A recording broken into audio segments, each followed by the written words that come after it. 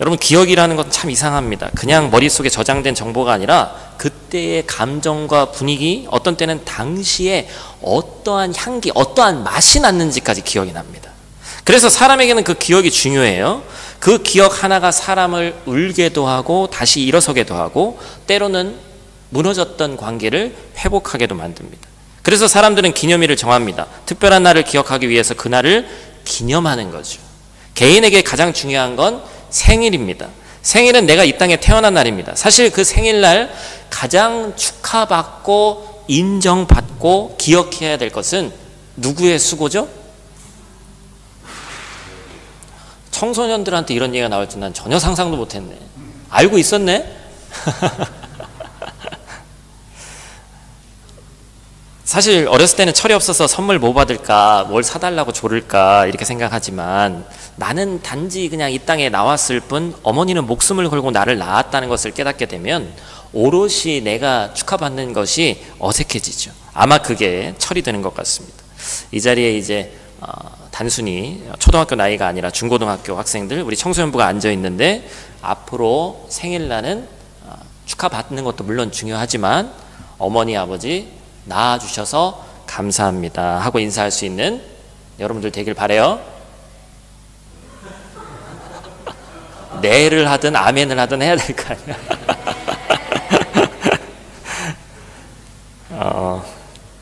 그래서 기억하고 그 엄마 아빠의 사랑을 기억하고 기념하는 여러분들 되길 바랍니다. 사실 아직 잘 와닿지 않죠. 제가 서두에 이 기념 기억을 얘기한 이유가 오늘 말씀과 관련이 있기 때문에 그렇습니다. 오늘 우리가 함께 나눌 이야기는 사실 기억해야 할 것 같은데 그리고 기념해야 될 것 같은데 자꾸 잊혀져 가는 이야기입니다. 그리고 그 잊혀진 이야기 속에서 우리가 지금 어떠한 사람 중심으로 살아가고 있는지 또 어떤 사람으로 살아가야 하는지 보여주는 중요한 단서가 숨겨져 있습니다. 요즘 우리는 출애굽기에 등장하는 10가지 재앙에 대해서 큐티 시간에 나누고 있습니다. 우리가 출애굽기를 읽을 때 가장 먼저 떠오르는 것은 기적이라는 키워드입니다. 10가지 재앙, 홍해가 갈라지고 바위를 치니까 물이 나오고 뭐예요? 일반적인 일이 아니라 기적입니다. 그중 10가지 재앙이 대표적인데 물이 피로 변하고 개구리가 쏟아지고 하늘에서 우박이 떨어지고 마지막엔 인간과 짐승의 첫째 즉 장자가 죽는 인간의 상식으로는 그 완전히 뛰어넘는 기적들이 벌어지죠. 저는 이 10가지 재앙을 신학교 시절에 외웠었는데 앞자만 따서 외웠던 기억이 납니다. 피계, 이파, 악독, 우매어장. 아는 분들은 아마 다 뒤에 낱말이 기억이 나실 텐데 그런데 가만히 보면 이 10가지 재앙은 하나님께서 처음부터 압도적인 능력으로 단번에 백성들을 출애굽시킬 수도 있었습니다. 그렇죠? 10가지 재앙까지 가지 않고 한 번에 하나님의 놀라운 능력으로 끌어내려고 하시면 그렇게 하실 수 있다는 거죠. 근데 왜 그렇게 하지 않았을까?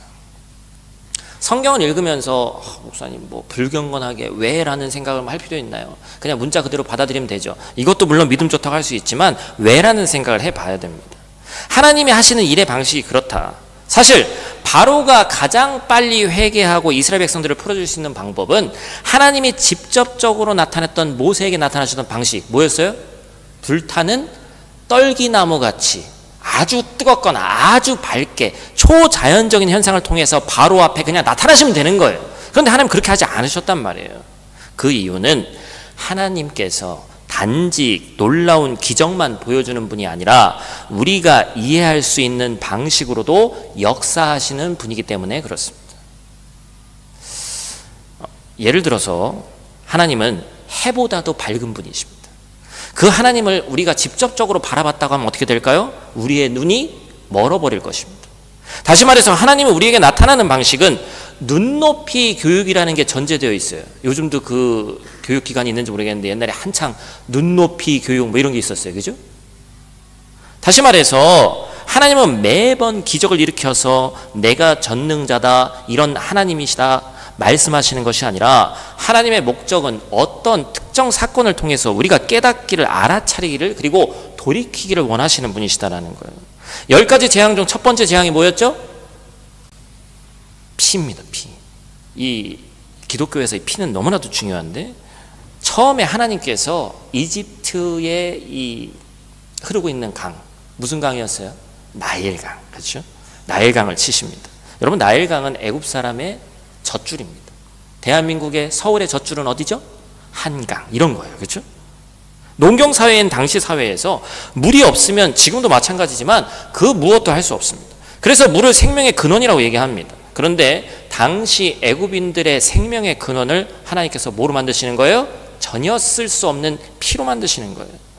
네가 의지하던 그것, 나일강만 바라보고 있던 애굽 사람들에게 그것은 생명을 줄 수 있는 것이 아니다.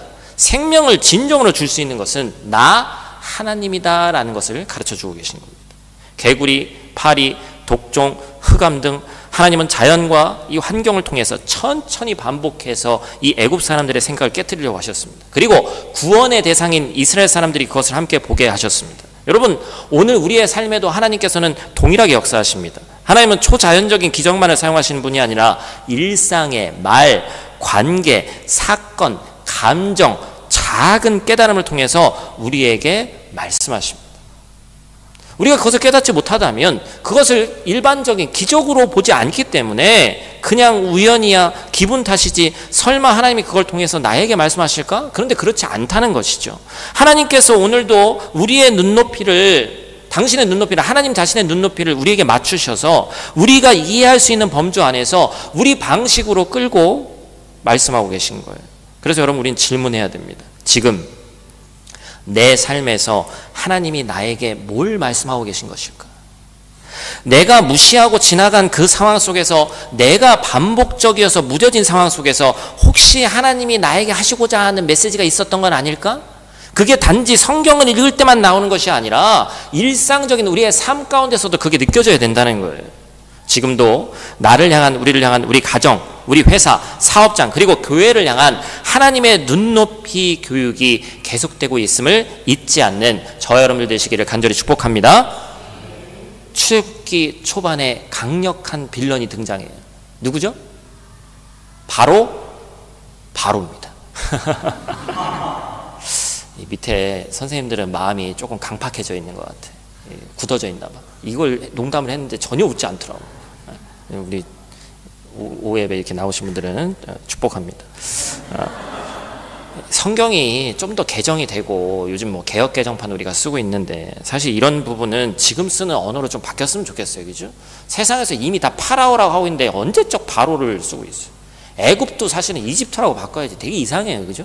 일반적으로 교회를 원래 다니시던 분들은 어색하지 않을 수 있습니다만, 그래서 제가 지금은 좀 약간 혼용해 쓸 테니까 여러분들 좀 이해해 주시기 바라고요. 애굽의 왕 이 바로라는 사람은 우리의 이 관점으로 보면 참 끈질긴 사람입니다. 하나님이 그에게 여러 번 기회를 주셨고 심지어 자기 백성이 고통받는 걸 눈앞에서 봤는데도 그 고집을 꺾지를 않아요. 성경은 그를 이렇게 표현합니다. 우리가 사용하는 개역개정은 마음을 완강하게 했다. 그 이전에 개역 한글 버전이 있어요. 제가 방금 전에 썼던 말 뭐라고 그러죠? 마음을 강팍하게 했다. 요즘 웬만한 한 20대 30대도 뭐 알아들을 수 있는 단어가 아니에요. 그래서 공동번역에서는 이 말을 어떻게 바꿨나? 마음을 굳게 했다. 모두 하나도 들어가지 않을 것 같은 사람을 뭐라고 얘기해요? 마음이 굳었다라고 얘기하죠. 예를 들어 한번 봅시다. 요즘 제가 저희 동네 쇼핑센터를 가면 자주 보는 장면이 있어요. 한국에서만 그런 줄 알았더니 여기도 사람 사는데 다 똑같습니다. 배경은 장난감 가게고요. 그 바로 앞에 2살, 3살짜리 어린애가 배를 까고 뒹굴고 있어요. 뭐 하는 거예요? 효도하는 거예요? 네? 뭐 하고 있는 거예요 지금? 배를 까고 막 그 쇼핑센터가 다 떠나가라고 체코 애들도 목청이 좋더만. 네. 난리가 나. 그 다음 장면은 설명하지 않아도 상상이 됩니다. 저는 이 체코가 그래도 우리나라보다도 저는 어느 일면은 이 아이들 교육을 상당히 엄하게 한다고 생각하는데, 뭐 애들이 얘기해도 부모가 보고 있어도 안 되는 건 이게 선생님들이 네! 단호하게 얘기하거든요. 뭐 전 그런 경험 너무 많이 있었는데 여기도 똑같습니다. 당연히 부모 입장에서 아이가 사달라고 하는 모든 것을 다 사줄 수가 없습니다. 말로 하는 것도 어느 정도 수준이 있어야 되지. 어떤 때는 궁둥짝도 맞고 어떨 때는 실컷 울어라 내버려 두기도 합니다. 어느 것이 정답이다라고 얘기할 수는 없습니다. 그 부모의 교육관이 있어요. 마찬가지죠. 하나님이 바로의 마음을 완악하게 하셨다. 주체가 하나님이에요. 뭔가 폐허하지 않죠. 하나님이 자기 마음대로 그냥 저렇게 마음을 무르게도 했다가 강팍하게 하겠다고 또 이게 하나님 마음대로 하시는 것 같단 말이에요. 그런데 하나님이 이 장면에서 자기 고집대로, 다른 성경에서는 마음이 굳어졌다라고 표현하는데 그 바로를 하나님이 어떻게 하신 거예요? 그대로 두신 겁니다. 그럼 우리는 성경을 보면서 왜 그냥 두셨을까? 하나님의 다른 방법도 있으실 것 같은데, 더 빠른 방법도 있을 것 같은데 하나님이 분명히 계획이 있으니까 그러셨을 거 아니에요? 출애굽기 9장은 6번째 재앙, 악성 종기 이후의 사건인데 15절 16절 말씀, 여기에 하나님의 계획이 등장하죠. 우리 한번 같이 읽어보겠습니다. 내가 팔을 뻗어서 무서운 질병으로 너와 너의 백성을 쳤다면 너는 이미 세상에서 사라졌을 것이다. 너에게 나의 능력을 보여주어 온 세상에 나의 이름을 널리 알리려고 내가 너를 남겨두었다. 아멘. 하나님의 계획이 분명히 드러나 있죠? 하나님께서 바로의 완악함을 통해서, 바로의 고집을 통해서 당시 그 지역의 패권자였던 초강대국인 애굽을 통해 하나님의 이름을 널리 알리기를 원하셨다는 거예요. 하나님이 누구신지 아는 듯 모르는 듯 뜨뜻미지근하게 신앙생활하고 있는 이스라엘 백성에게 하나님이 누군지를 보여주고 계신 겁니다. 결국 모든 민족 앞에 나는 여호와다. 여호와 무슨 뜻이라고 했어요? 나는 스스로 있는 자다. 나는 전능자다. 나는 창조주 하나님이다. 나는 자연과 인간의 생사화복을 다스리는 유일한 신이다라는 것을 보여주고 계신 거예요. 여러분, 사람은 변하지 않는 그 사람, 상황, 환경을 보고 좌절합니다. 그래서 사람처럼 상황과 환경에 민감한 동물이 없습니다. 그래서 오늘날 우리는 계속해서 그 상황과 환경을 보고 또 변하지 않는 그 사람을 보고 일일비합니다. 나에게 좋은 긍정적인 상황이 벌어져야만 하나님이 일하시는 것 같고 하나님이 내 편인 것만 같습니다. 그런데 여러분, 출애굽기 오늘 말씀을 보세요. 지금까지 여러분들이 큐티하는 것을 한번 다시 돌아보세요. 오늘 주일 아침 큐티 본문이 7번째 우박까지, 지금 9장까지 했거든요. 하나님의 재앙이 7번째로 애굽 땅에 임했습니다. 지금 성경에서 재앙이 이 애굽 땅에 임했음에도 불구하고 성경 말씀을 보는 우리의 마음이 어렵지 않죠. 그 이유는 어디에 있어요? 우리나라 일이 아니니까 그런 거예요? 어디에 있을까요? 이 재앙이 어느 순간에 끝나는 걸 우리는 이미 알고 있습니다. 그렇죠? 10번째까지 가면 끝난다는 걸 알고 있어요. 그렇기 때문에 그 본문의 말씀을 봐도 사실 크게 다가오질 않습니다. 그런데 그 당시의 리더인 모세와 아론, 그리고 이스라엘 백성의 마음으로 성경 본문을 보세요. 사람이 두세 번 정도 어떤 그런 초자연적인 일을 겪으면 변해야지, 저 바로라는 인간은 100번을 이걸 해도, 하나님이 하셔도 절대 변할 것 같지 않은 거예요. 모세도 아론도 이스라엘 백성도 10번이면 다 끝나는 거야 하고 하나님이 가르쳐주지 않으셨습니다. 매 순간 목숨 걸고 바로 앞에 서야 되는 거예요. 이 상황이 언제 끝날지 전혀 아무것도 보장되어 있지 않아요. 우리가 어려운 상황 다 겪어봐서 알잖아요. 지금 그런 상황 겪고 계신 분도 있고, 뭐 자꾸 또 코로나 얘기를 합니다만, 코로나 때 제일 힘들었던 게 뭐예요? 2020년 여길 기준으로 3월쯤에 발병해서 한 21년 되면 또 더 심해졌다가 여기는 20년 7월 달에 까르교에서 파티했고, 코로나 종료 파티.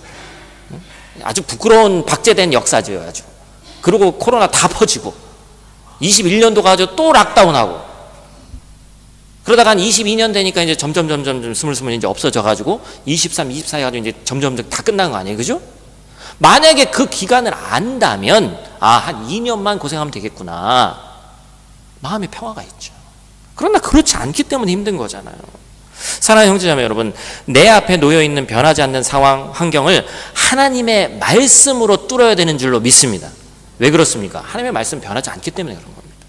지금 10번째 재앙, 하나님의 마지막 수가 머지 않았기 때문에 우리 마음에 평안이 있는 거예요.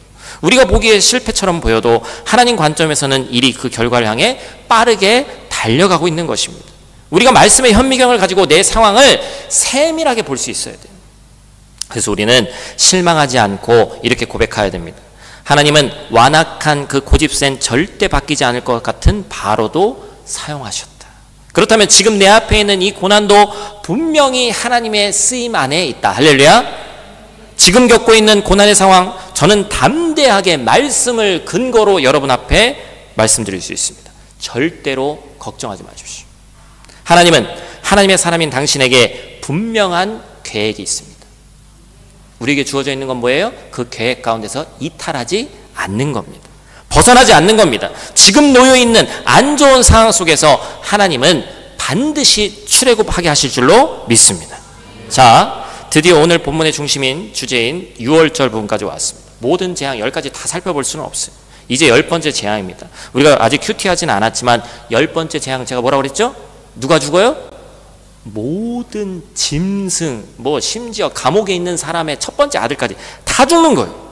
애굽 전역에서 모든 첫째 아들, 왕궁의 왕자부터 감옥에 있는 제수 장자까지, 심지어 짐승의 첫 새끼까지도 죽임을 당하는 무서운 밤이었습니다. 그런데 이 끔찍한 밤에 하나님께서 이스라엘 백성에게 이 재앙에서 살아남을 수 있는 방법 하나를 제시하십니다. 출애굽기 12장 7절 말씀 같이 읽겠습니다. 그 피를 양을 먹을 집 좌우 문설주와 임방에 바르고, 그림 있죠?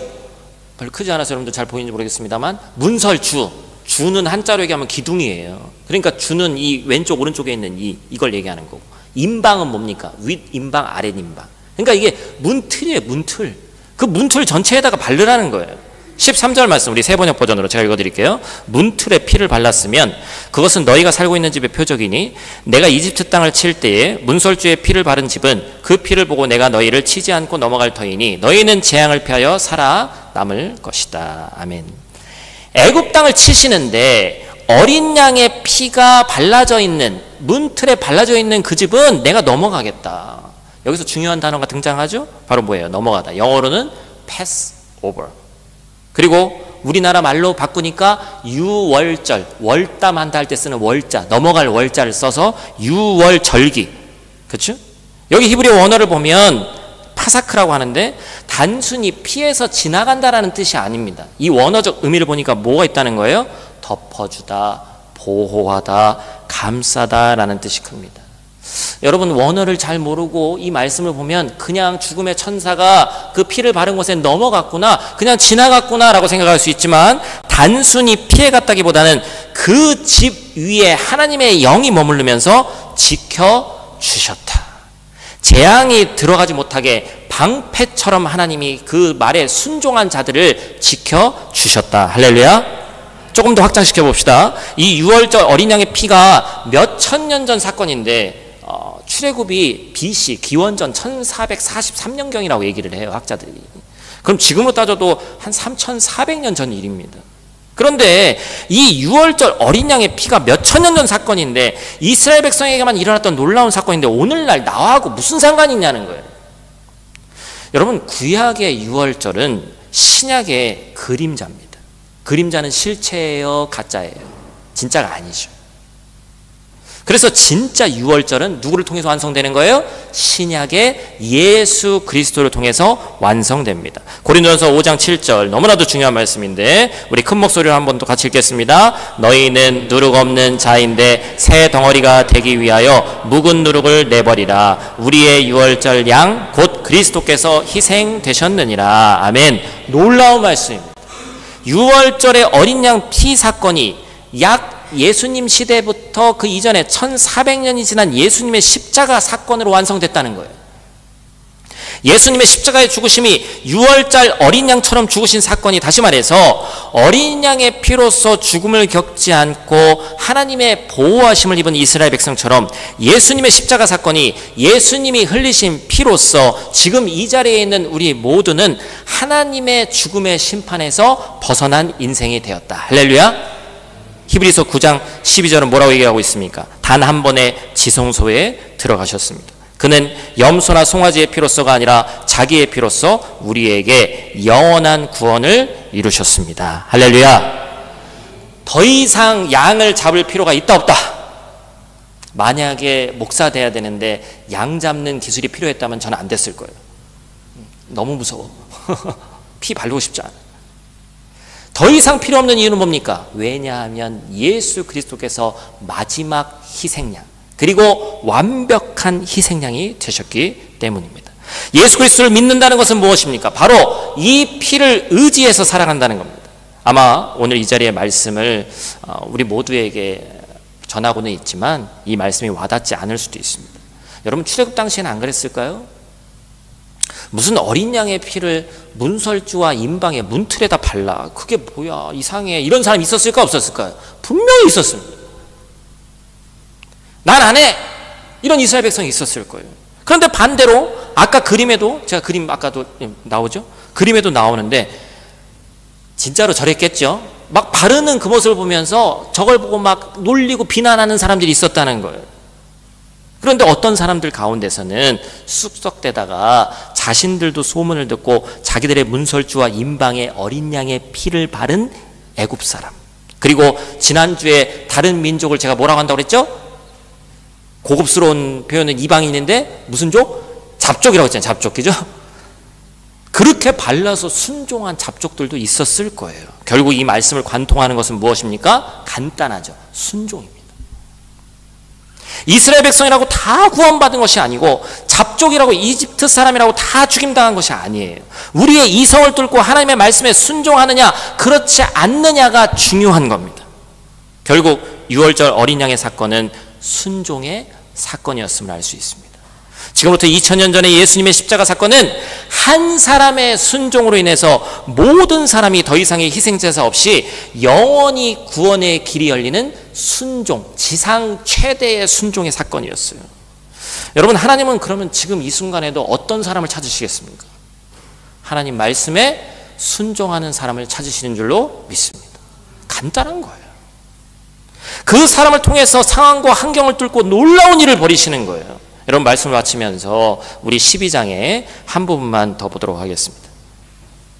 출애굽기 12장 26절 27절 목사가 설교하면서 모든 성경 구절을 다 중요하다고 얘기하겠죠? 아주 중요한 구절입니다.